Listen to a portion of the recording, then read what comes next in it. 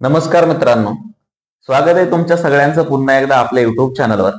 आज आपण या व्हिडिओच्या मार्फत टेस्टिंग, ऑल स्टेट आणि TCS या तीन कंपन्यांमध्ये किंवा तीन वेगवेगळ्या फील्ड मधले जे जॉब पोस्ट असणार आहेत त्याच्याबद्दल माहिती शेअर करणार आहोत। व्हिडिओ सुरू करण्याच्या अगोदर एक गुड न्यूज आहे मयूर म्हणून आपले एक सबस्क्रायबर आहेत, त्यांचं सिलेक्शन झालेलं आहे TCS मध्ये। आपण एप्रिल महिन्यामध्ये जी ड्राईव्ह बद्दल माहिती दिलेली आहे ते इंटरव्ह्यूला गेले होते, सिलेक्शन पण झाले। कालच्या व्हिडिओमध्ये त्यांनी कमेंट केलेली आहे आणि कमेंट पण खूप छान केली, म्हणजे त्यांनी खूप चांगलं एक्सप्लेन केलेलं आहे की त्यावेळेस जे आहे हे आपले 300 सबस्क्रायबर होते, डिग्री कंप्लीट झाली, त्याच्यानंतर ते गेले, सिलेक्शन झालं आणि काल त्यांना जॉईनिंग लेटर पण आलेलं आहे। ठीक आहे, तर मयूरला खूप खूप कॉंग्रॅच्युलेशन। एवढं सांगेल मी, TCSच्या ज्या पॉलिसी आहेत हे फॉलो कर। कुठेही तुझं ऑफर लेटर जे आहे हे शेअर करू नको, कारण TCSची जी सोशल मीडिया पॉलिसी आहे किंवा मोबाईल अलाउड नाहीये TCS मध्ये। जर तुम्ही BPO मध्ये असताल तर फोटो अलाउड नाहीये, कुठलंही तुम्ही TCSचे जे डॉक्युमेंटेशन आहे म्हणजे ID कार्ड किंवा TCSच्या रिलेटेड जे पण इन्फो आहे, जी तुमचा ID किंवा तुम्हाला रिलेट करू शकतं, तर असं कुठलंही तुम्ही डिस्प्ले करू शकत नाही।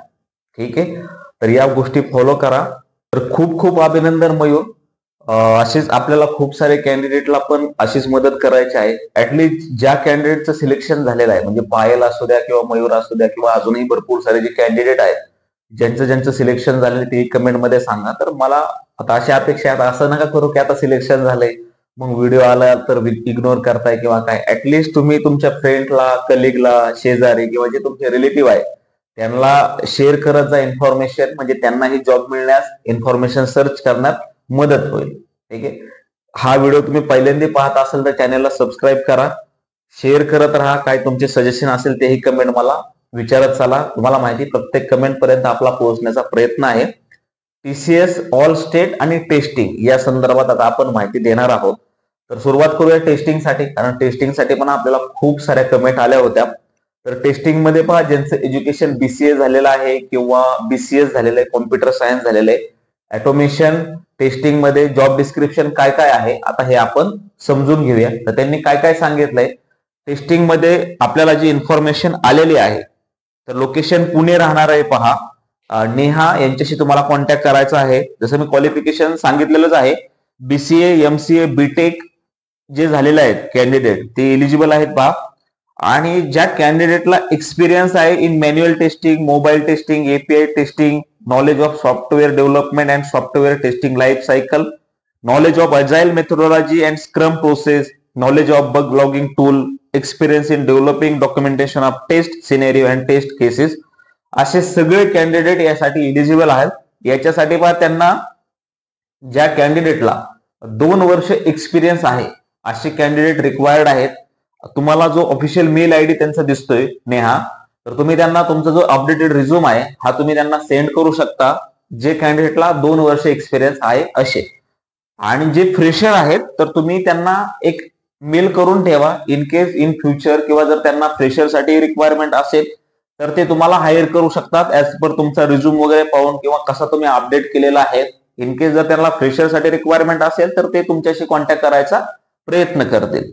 पण या रोल साठी तर सध्या त्यांना एक्सपिरियन्स कॅन्डिडेट हवा आहे, पण ऍज अ फ्रेशर तुम्ही त्यांना रिझ्यूम सेंड करून ठेवू शकता। जर तुम्ही रिझ्यूम सेंड केला तर ऍटलीस्ट पहा 4 ते 5 दिवस तुम्ही त्यांचा काही रिप्लाय येतोय का हे वेट करा।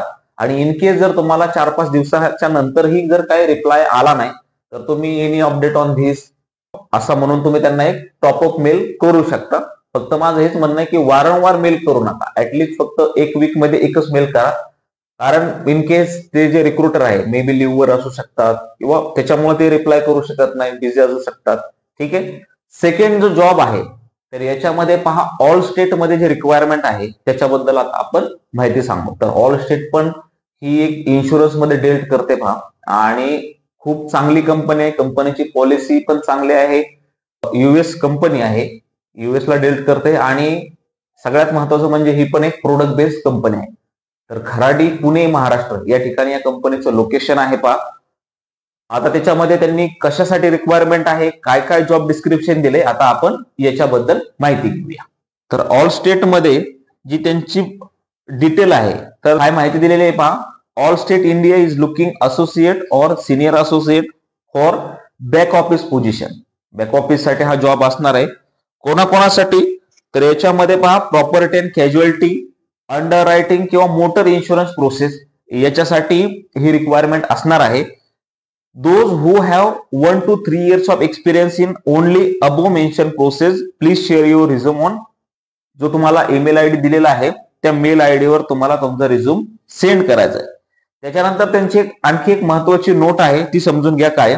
Please do not apply those who have medical और health care insurance experience. If you have only auto insurance experience please apply.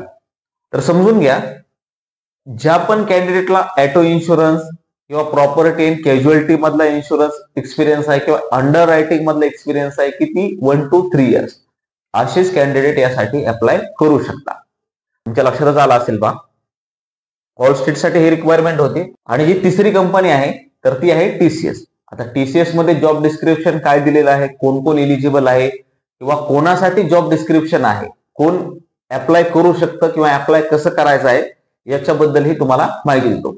आधी समजून घ्या, टीसीएस जी हायरिंग प्रोसेस आहे ही थोडीशी लेंदी असते पहा. म्हणजे तुम्हाला अगोदर एका ऍप्लिकेशन क्रिएट करायचं आहे. ऍप्लिकेशन क्रिएट झाल्याच्या नंतर तुम्हाला इंटरव्ह्यूला यायचं आहे. तर आता वॉक इन ड्राईव्ह आहे, त्याच्यामुळे तुम्ही डायरेक्ट ऍप्लिकेशन क्रिएट करायचं आहे आणि जी डेट मी सांगत त्या डेटला तुम्हाला इंटरव्ह्यूला यायचं आहे. सोबत येताना काय काय आणायचं, ते ऍप्लिकेशन फॉर्म, तुमचा अपडेटेड रिझ्यूम, सोबत तुमचा मास्क कंपल्सरी केलेला आहे. म्हणजे कोरोना तर नाहीये, but as per company policy मी तुम्हाला सांगतोय मास्क कंपल्सरी आहे. रिझ्यूम असला पाहिजे.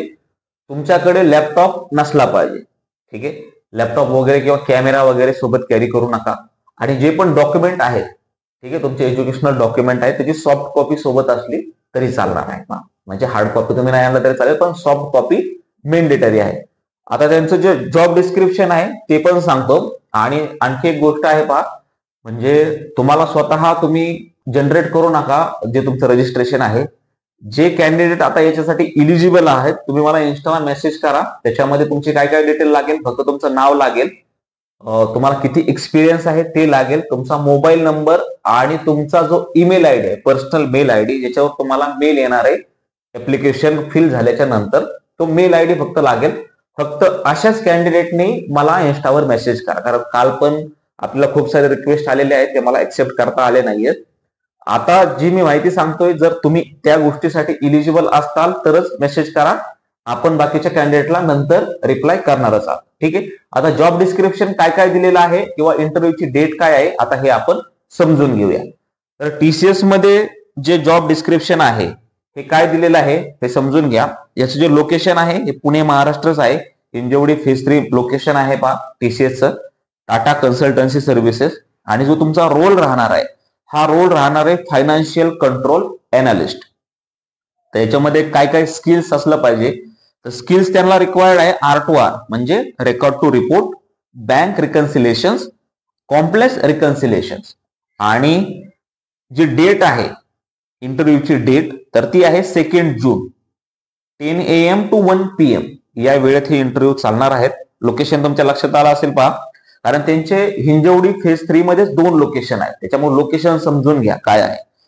Tata consultancy services limited S3 Tikona building, recruitment bay, Sahyadri park, plot number 2 and 3, phase 3, Rajiv Gandhi infotech park, Maan, Hinjawadi, Pune Maharashtra. या ठिकाणी हे लोकेशन आहे पहा. आणि याच्यासाठी त्यांना ज्या पण कॅन्डिडेटला 1 ते 6 वर्ष एक्सपिरियन्स आहे, एक्सपिरियन्स साठी हा ड्राईव्ह आहे पहा. तर ज्या कॅन्डिडेटला 1 ते 6 वर्ष एक्सपिरियन्स आहे असे कॅन्डिडेट इलिजिबल आहेत, ज्यांचं पण बँकिंग रिलेटेड बॅकग्राऊंड आहे, म्हणजे बीकॉम झालेला आहे किंवा बीबीए झालेला आहे किंवा फायनान्स डिग्री आहे किंवा MBA झालेला आहे, आणि ज्यांना 1 ते 6 वर्ष एक्सपिरियन्स आहे असे कॅन्डिडेट इंटरव्ह्यूला यायचं आहे. जर तुम्हाला तुमचं रजिस्ट्रेशन करायचं असेल तर फक्त याच कॅन्डिडेटने सध्या मला इन्स्टावर मेसेज केला तरी चालेल. बाकीच्या कॅन्डिडेटला आपण नंतर रिप्लाय करणार आहोत, पण फर्स्ट प्रायोरिटी आपण यांना देऊया, कारण इंटरव्ह्यूची जी डेट आहे कधी आहे 2 जून. ठीक आहे, तर पुन्हा एकदा जे मयूरचं जे आहे ते आपण कॉंग्रॅच्युलेशन करावं, कारण त्याचं सिलेक्शन झालेलं आहे ऑलरेडी टीसीएस मध्ये. ठीक आहे, आणि तुमचे जे कमेंट्स आहेत किंवा तुमचे जे सजेशन्स आहेत, तुमचे काही क्वेरी असतील किंवा प्रश्न असतील, हे मला कमेंट मध्ये नक्की विचारत चाला. आणखी एक महत्वाची गोष्ट म्हणजे पाठीमागची व्हिडिओ पण एकदा व्ह्यूज करत चला, कारण आपण फ्रेशरसाठी खूप साऱ्या रिक्वायरमेंट शेअर केलेल्या आहेत. इन केस त्याच्यामध्ये मेल आयडी असू शकतो किंवा ड्राईव्हची डेट आहे ती अजूनही गेले घर किंवा आयनायझर साठी इंटरव्ह्यू चालू आहे. तुम्ही तिथेही जाऊ शकता ऍज अ फ्रेशर. ठीक आहे. हा व्हिडिओ तुम्हाला कसा वाटला हेही मला कमेंट करून नक्की सांगा. भेटूया अशाच पुढच्या व्हिडिओमध्ये. धन्यवाद.